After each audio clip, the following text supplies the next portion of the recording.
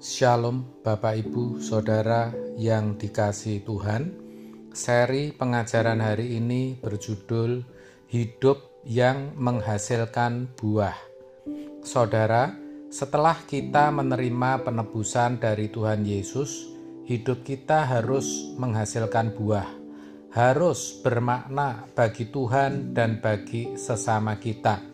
Untuk itu, hidup kita harus tetap terfokus pada Tuhan Yesus. Itulah sebabnya dalam Yohanes 15 ayat 5 dikatakan, "Akulah pokok anggur dan kamulah ranting-rantingnya.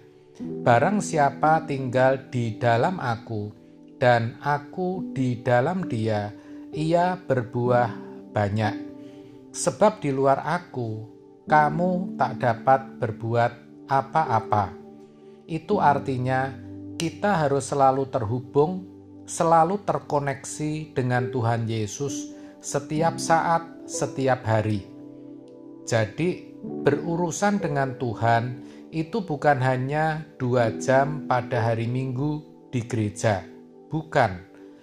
Ketika kita melakukan berbagai pekerjaan dan kegiatan, persekutuan kita dengan Tuhan tidak boleh terputus, yang artinya kita selalu menghayati bahwa kita sedang ada di hadapan Allah, bahwa kita sedang melekat pada pokok anggur yang benar. Supaya apapun yang kita lakukan bisa sesuai dengan kehendak Tuhan.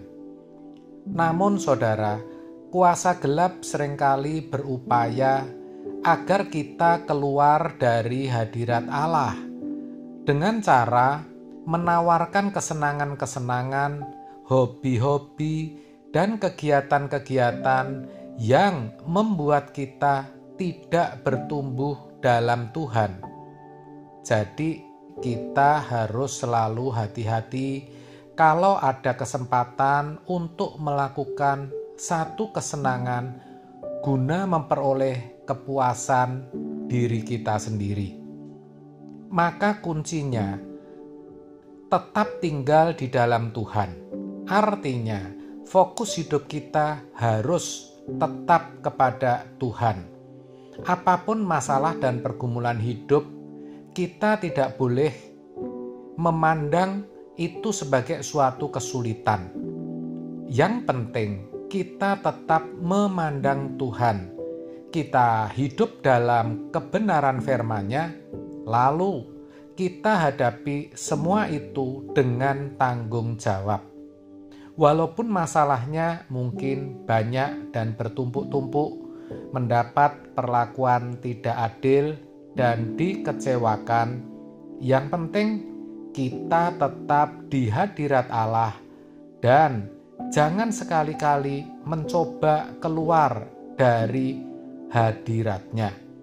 Sebab jelas firman Tuhan berkata, kalau kita mau berbuah banyak, kita harus tetap tinggal di dalam Yesus. Maka kita harus tekun dalam pengertian tetap kekeh dengan pendirian, pokoknya aku mau terus tetap ada di hadirat Tuhan. Sebab akan ada banyak pengaruh atau kesempatan yang bisa membuat kita keluar dari hati dan hadirat Allah. Harus kita ingat, kalau seorang tidak menempel pada pokok anggur, ia tidak menghasilkan buah. Kalau tidak menghasilkan buah, maka ia akan dipotong, bahkan dibuang keluar seperti ranting dan menjadi kering. Kemudian dikumpulkan orang dan dicampakkan ke dalam api, lalu dibakar. Itu ayat yang ke-6. Sedangkan buah yang Allah kehendaki adalah kehidupan yang melakukan kehendak Allah. Jelas kok, Tuhan Yesus berkata, "Bukan orang yang berseru kepadaku, Tuhan, Tuhan, yang akan masuk kerajaan surga, tetapi orang yang melakukan kehendak Allah. Jadi, kalau kehidupan seseorang hanya melakukan keinginannya sendiri, berarti ia belum menghasilkan buah. Orang yang tidak berbuah akan dibuang, dicampakkan ke dalam api, lalu dibakar. Mari saudara, kita periksa diri kita masing-masing. Sudahkah kita berbuah? Sudahkah kita melakukan kehendak Allah? Kalau belum, mari kita bertobat dan berubah. Terkait dengan melakukan kehendak Bapa, di ayat 7 dikatakan, "Jikalau kamu tinggal di dalam Aku, firman-Ku tinggal di dalam kamu, mintalah apa saja yang kamu kehendaki, dan kamu akan menerimanya." Ayat ini sering dipahami salah.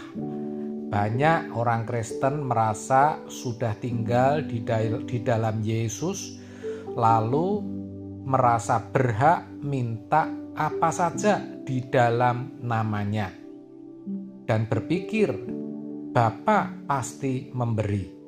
Padahal kalimat mintalah apa saja yang kamu kehendaki dan kamu akan menerimanya tidak boleh dilepaskan dari kalimat sebelumnya, di mana dikatakan, "Jikalau kamu tinggal di dalam Aku dan firman-Ku tinggal di dalam kamu." Tinggal di dalam Tuhan itu bukan sekedar jadi orang Kristen lalu pergi ke gereja, bukan sedangkal itu. Tinggal di dalam Tuhan artinya setia berdoa dan membaca firman. Ingat, orang yang setia berdoa dan membaca firman pasti melakukan kehendak Allah. Sebab orang seperti itu pasti memiliki kepekaan dan melakukan kehendak Allah. Jadi kalau firman Tuhan mengatakan, "Mintalah apa saja yang kamu kehendaki dan kamu akan menerimanya." Ini hanya berlaku bagi orang-orang yang tinggal di dalam firman Tuhan, yang sudah menghasilkan buah-buah kehidupan yang baik. Sebab orang seperti ini tidak akan meminta sesuatu yang tidak sesuai dengan kehendak Allah. Maka dalam hal ini firman Tuhan berkata, "Bapa-Ku dipermuliakan, yaitu jika kamu berbuat banyak, dan dengan demikian kamu adalah murid-murid-Ku." Itu ada di ayat 8. Jadi bagaimana Allah dimuliakan? Ya, kalau kita tekun mendengar firman, hidup dalam doa, memiliki kepekaan, mengerti kehendak Allah, dan melakukannya. Ketika apa yang kita lakukan sesuai dengan kehendak Allah, barulah itu dikatakan sebagai buah-buah kehidupan.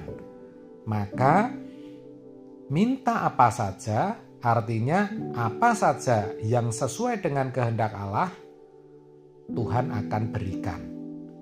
Disinilah Allah Bapa dipermuliakan, yaitu jika kita berbuah banyak.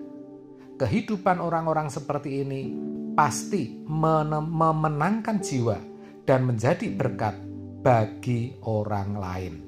Amin. Tuhan Yesus memberkati.